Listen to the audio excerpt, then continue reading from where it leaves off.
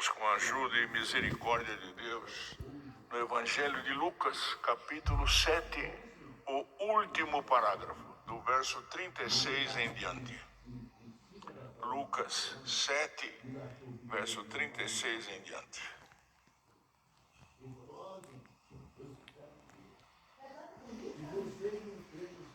Rogou-lhe um dos fariseus que comesse com ele. E, entrando em casa do fariseu, assentou-se à mesa.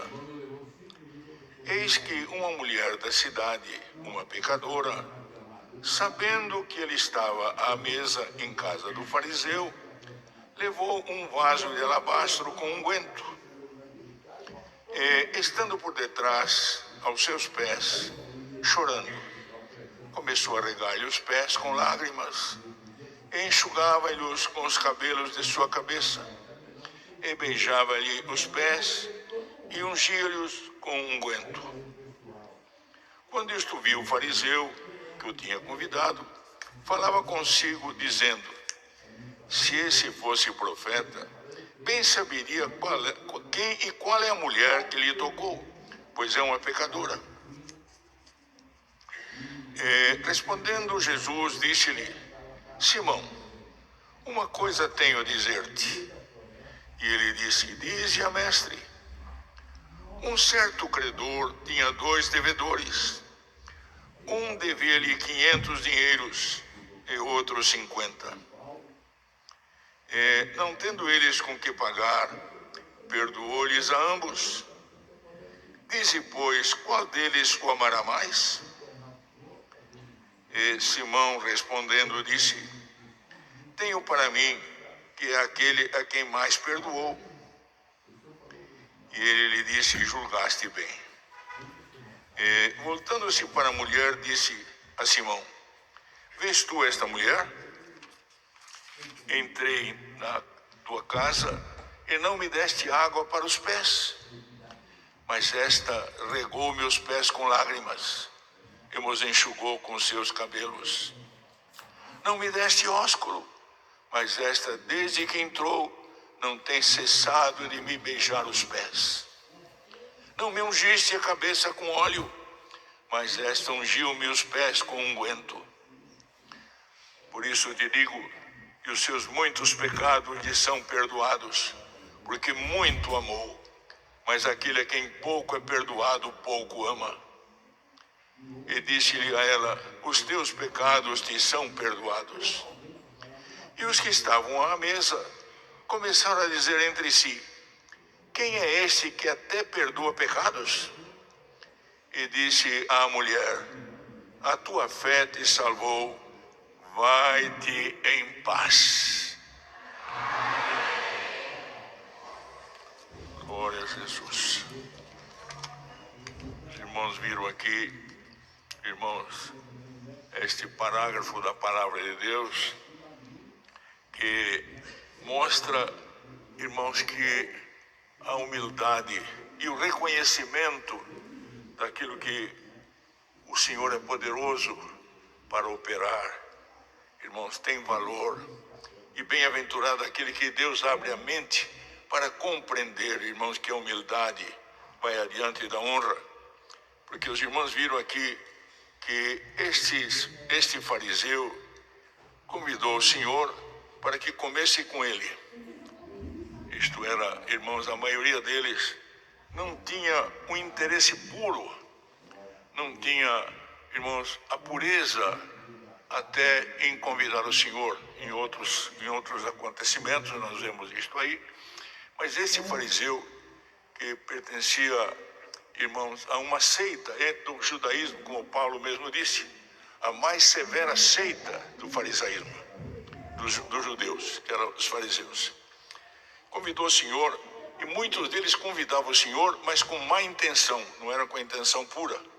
E este era mais um, irmãos, que não reconhecia no mestre a divindade, não reconhecia nele o Cristo, que era a unção, como nós acabamos de cantar. Os irmãos viram que é chamado o hino 1, que na primeira estrofe que cantamos, o Senhor revela a sua santa palavra sobre esta unção. E eles não reconheciam esta unção no mestre. mas testavam, irmãos, sempre com intuito acusatório. Os irmãos viram o que aconteceu, depois vamos chegar lá, irmãos.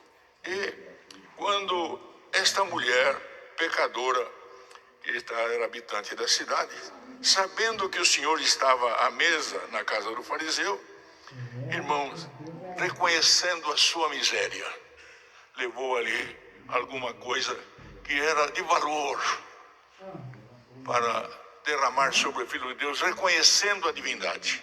Ele, como judeu, como fariseu, conhecedor da Escritura, porque na escola de Gamaliel, irmãos, era ensinada, especialmente para os fariseus, o conhecimento da Bíblia Sagrada no Velho Testamento, especialmente em Moisés. Mas chegando ali, irmãos, esta mulher, irmãos, estando por detrás dos pés do Senhor, irmãos, entendam o que está escrito na palavra, por detrás dos pés do Senhor, chorando, começou-lhe a regar os pés com lágrimas, enxugava-lhes com os seus cabelos da sua cabeça, e beijava-lhe os pés, e derramava este perfume. Este unguento era um perfume.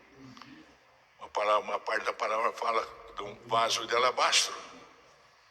E quando, irmãos, o fariseu viu isto que esta mulher fazia,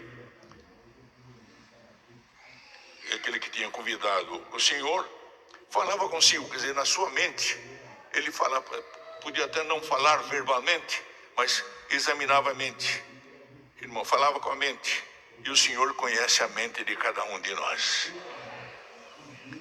Isto, irmãos, é pura fé, porque se eu reconhecer que o Criador eterno, que estava com uma unção sobre o Filho de Deus, Jesus, irmãos, tinha conhecimento pleno do pensamento, o Senhor também conhece os nossos pensamentos e de que maneira estamos aqui dentro nesta tarde.